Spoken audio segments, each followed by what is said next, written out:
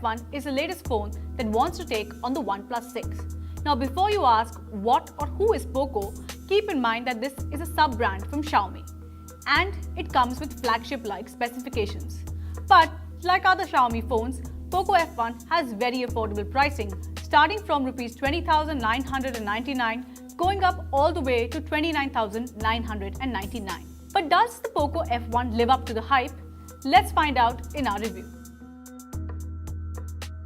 Now POCO F1 has something interesting to offer in terms of the design. There's no metal or glass at the back. Instead, Xiaomi's sub-brand has gone for a plastic polycarbonate body.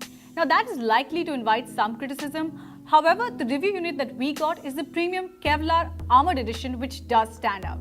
Now the reason for this is that this has Kevlar fiber at the back, which does give it a very different look and feel. But no, the phone is not bulletproof if that's what you're thinking.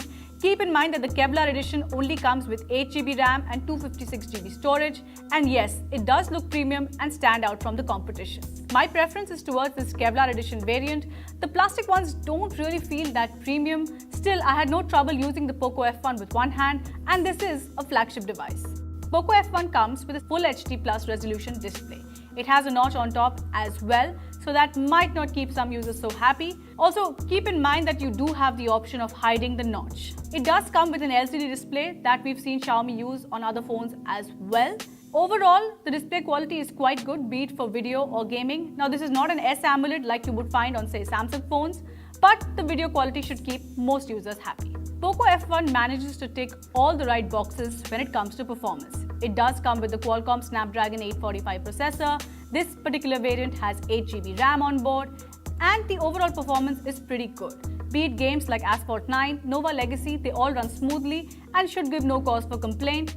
Overall, the big question might be, does this phone heat up while you're gaming? I did not notice that, say, in a longer gaming session. POCO F1 also comes with liquid cooling.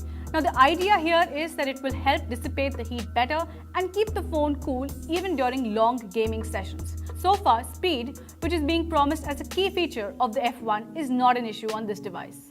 Let's talk about the camera. The POCO F1 has a 12MP plus 5MP camera at the back, and on the front there's a 20MP camera. Now the big question for many will be, is this as good as the OnePlus 6? I would say it does come close in some scenarios, though the portrait mode on this is not my favorite. The camera did surprise me. Now this is capable of taking some very good and stunning shots outdoors, and of all the Xiaomi flagship phones that I've used so far, this is definitely one of the better ones. The photos taken have enough details in them, the colors look good, and even those taken indoors are vibrant enough.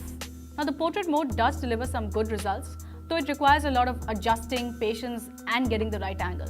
One thing that I did notice with portraits taken indoors was that the photos would look very bright and the details were missing because clearly there's some sort of software level noise reduction happening out here. The AI mode is also quite impressive. Selfies are actually at par with what the competition offers and are pretty good. However, I did notice that in the portrait mode in selfies, at times the edges of your hair might appear blurred. POCO F1 comes with a 4000 mAh battery, which is easily one of the biggest pros of this smartphone. It will easily last you a day even with heavy duty usage, as I saw in my own case. For instance, I watched 2 movies around 2 hours plus for each, and the phone's battery was still at under 50%. However, keep in mind that charging this phone does take longer than 2 hours.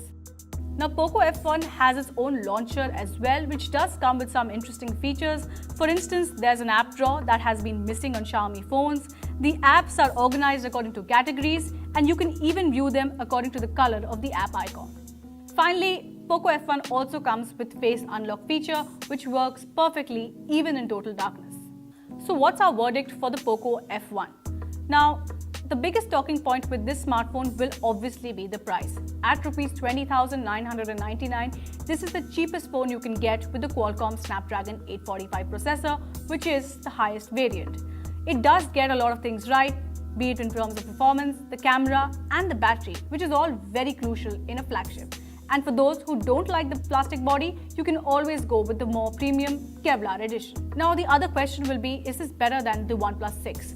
Now in terms of camera and the overall design, I'd say the OnePlus 6 still has an edge because it looks more premium and the camera performance is also slightly better than the POCO F1.